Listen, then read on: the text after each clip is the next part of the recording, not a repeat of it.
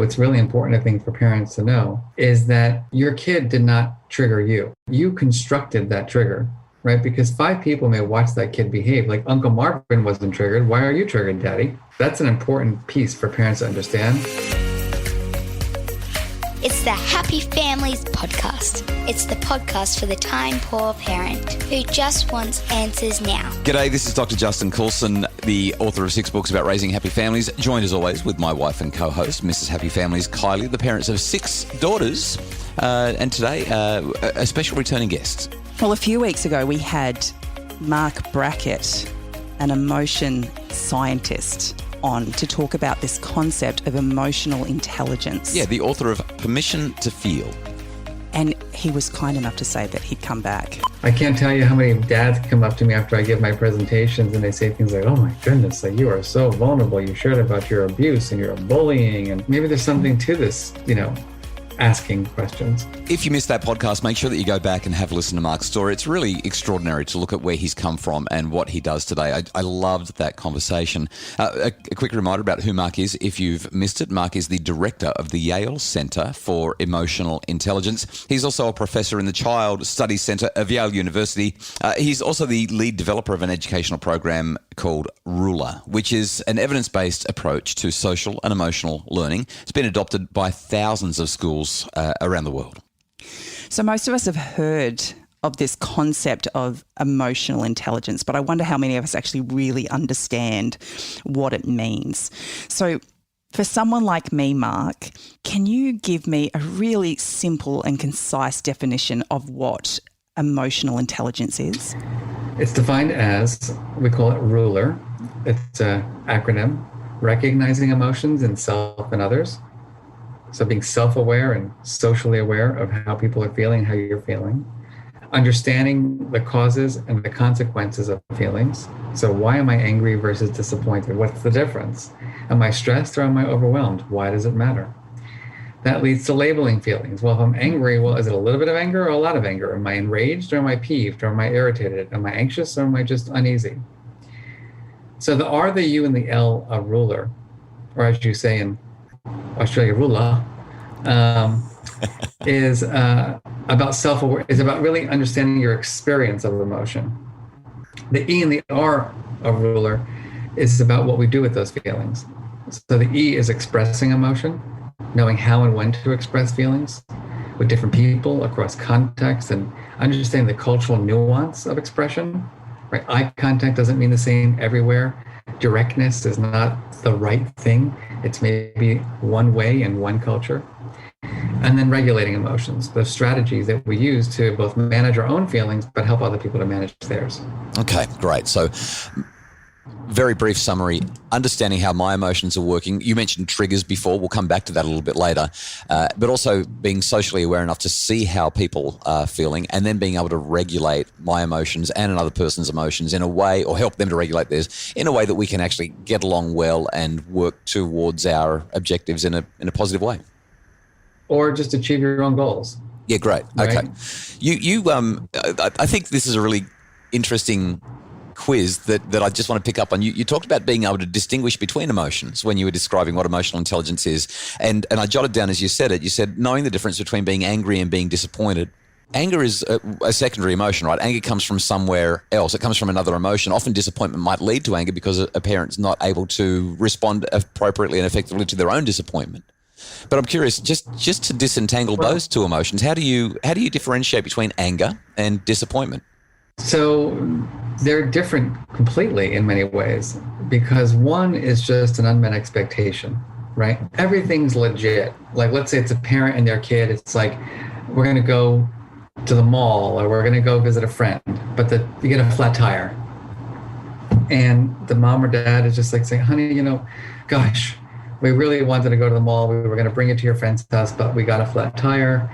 And there's no way we're going to get there. And the kid may be, I hate you. I thought it's your fault. But the truth is, if it's explained properly, there's no reason to be angry, right? Because there's no injustice. There's no unfairness there. It's not unfair that we got a flat tire. It's something happened. So that's why parents, I think it's important for them to explain the consequences and also the reasons and say, I'm disappointed too. I really thought we were going to get to go to the mall together, and everything was going well except we got the flat tire. Now, if you were like in my family where your parents would make promises and they would never follow through with them, well, we're not going to that was yesterday. I didn't like the way you behaved at lunch or breakfast this morning. We're not going to the mall today. What are you talking about? Now all of a sudden we're not going to the mall. That's not fair. Like that's not fair. You promised me. All right, now that's anger. And it's important to distinguish those two, because the strategies that you would use as a parent to help your child regulate would be very different.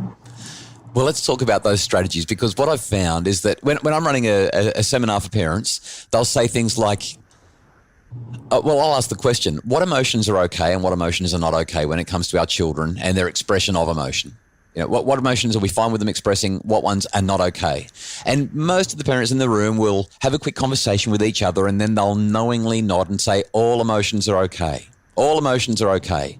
And of course, that's the right answer. All emotions are okay. Everybody knows that that's right, except what we then start to uncover is that when children begin to have emotions, particularly big emotions like anger or like frustration, when children start to act out, be angry with their siblings and have these really big explosive emotions, or even high levels of excitement, what we might call the quote unquote positive emotions, which I know is a loaded term.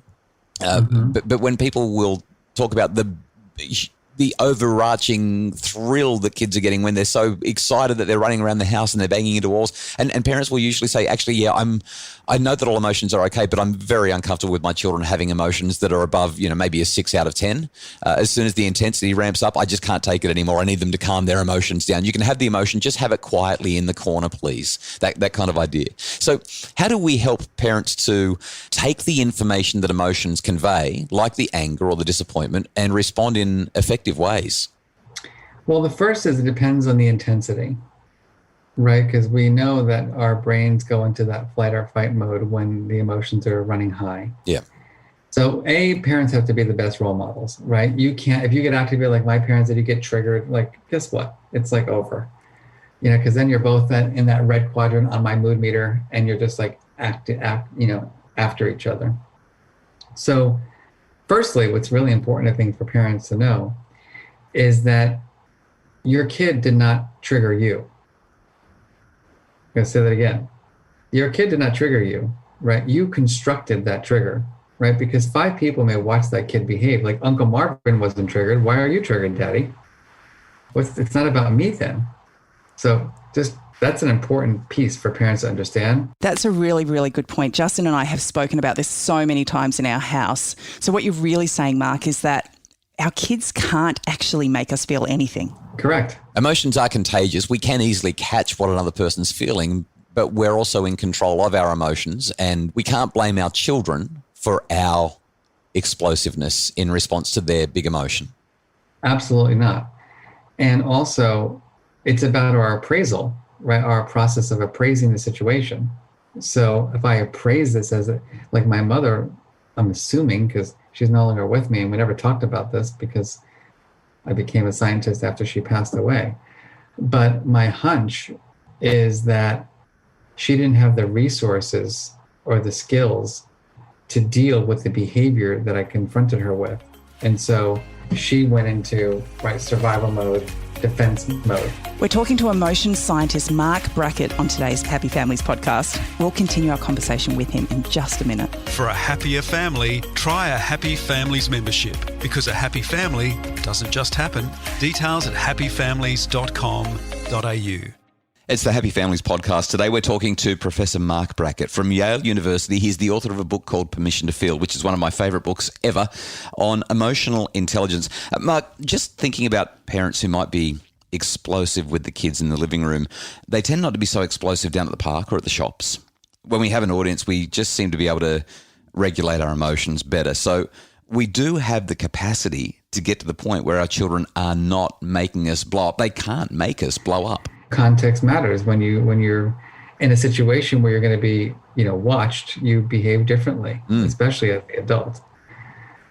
which also leads to weirdness with the kid. Like, why are you being so mean to me here? You're not mean to me when we're by grandma's house. But I think, the first thing, going back to like practical strategies here, is that, as parents, we have to know how to deactivate. Like, we just have to know that once we go into that hijack mode, we're not going to be helpful. We're going to be in retaliatory, mode. And then the second is that we have to help our kids deactivate, because you can't ask your kid to think of a solution or support them when they're activated. So that might be taking some breaths together. It might be giving some space. It might be taking a walk. It might be doing something to just bring the energy down. That's the first step in all of our work. It's just like making sure that you're in that green quadrant, right, as best as you can to have that conversation. And then the questions are, what goes next? And I think the next step is what you said a minute ago, which is there's no such thing as a bad feeling. It's the validation phase. It's understandable. I get it. My goodness, if someone made fun of me like that at school, I would feel the same way too. This is terrible. You got to just validate the experience, where, a lot of parents do things like, well, why are you getting angry at that? There's nothing to be angry about. Okay. Well, that's not going to be helpful, because it's about my perception. And so, like, I am feeling that way. It's kind of like would you just calm down? Stop it. Cut it out. That's enough. And that kind of response, that doesn't validate, it actually inflames. It makes it go bigger, because the child now is thinking, not only am I having this big emotion that I don't understand, but now I'm being told there's something wrong with me for having it. And that's terrifying for a child. Completely.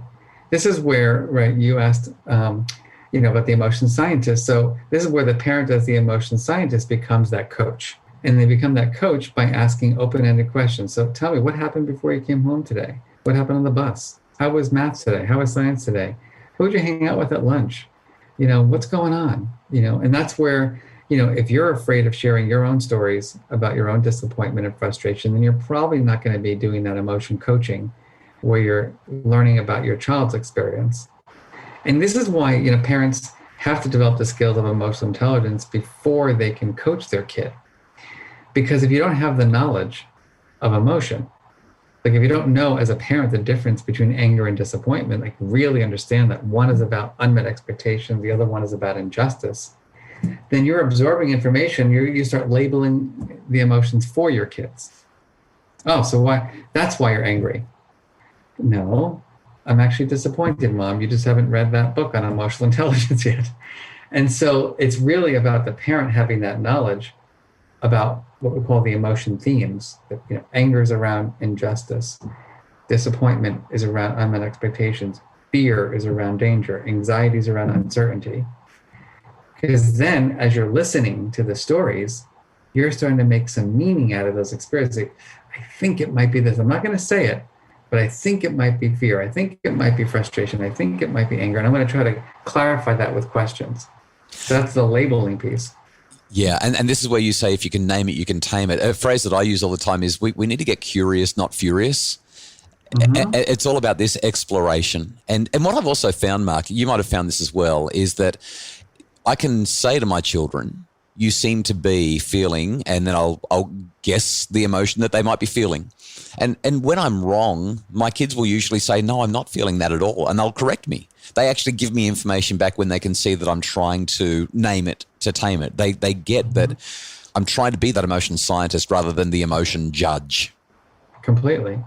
And so then we've gone from like being the role model, being prepared, entering the conversation through the lens of my best self as a mom or dad, to supporting, my child and deactivating, to the conversation with the open-ended questions to try to find out the feelings that are happening and the reasons for those feelings.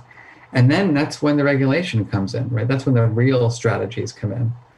So that's when you start thinking about, like, if it was for me, for example, mine was a lot of bullying, like walking and home to and from school. Well, obviously there could have been an intervention there, but there never was. And so I got stuck in this terrible situation, either on the school bus or walking. Whereas if my parents would have known that I was feeling shame and disgust and fear and the reasons for it, they probably would have, communicated with the school, maybe figured out a way to, get me into school in a different way. Maybe the kid who was spitting on me and punching me would have, had some consequences for his behavior. Maybe we would have known what he was feeling and what his experiences were like. And so the regulation piece, I think, most people struggle with the most. Because, honestly, let's think about it. How many of us had a formal education in healthy emotion regulation strategies growing up? Such a good point, Mark. I've absolutely loved the things that we've talked about today, and just that reminder that it is so important for us as parents to be intentional. Intention, yeah. In the way we do things. Thank you so much for taking time out again to spend with us here on the Happy Families podcast. All right. Thank you so much. Yeah, really appreciate it, Mark. I love that when we get to have guests on, they actually like talking to us enough that they come back and spend time with us. I reckon we should talk to Mark one more time. Hopefully he'll be okay with that. I'll check it out so that we can just finalise, because I think that I've got more questions, and he's been wonderful. We do hope that you've enjoyed the podcast. If you do enjoy the podcast, please visit Apple Podcasts, leave a rating and review. When you do that, it helps other people to find the podcast and puts it in front of them so that they can make happier families. We are so grateful when you do that. The Happy Families podcast is produced by Justin R.U.L.E.R from Bridge Media. Our executive producer is Craig Bruce.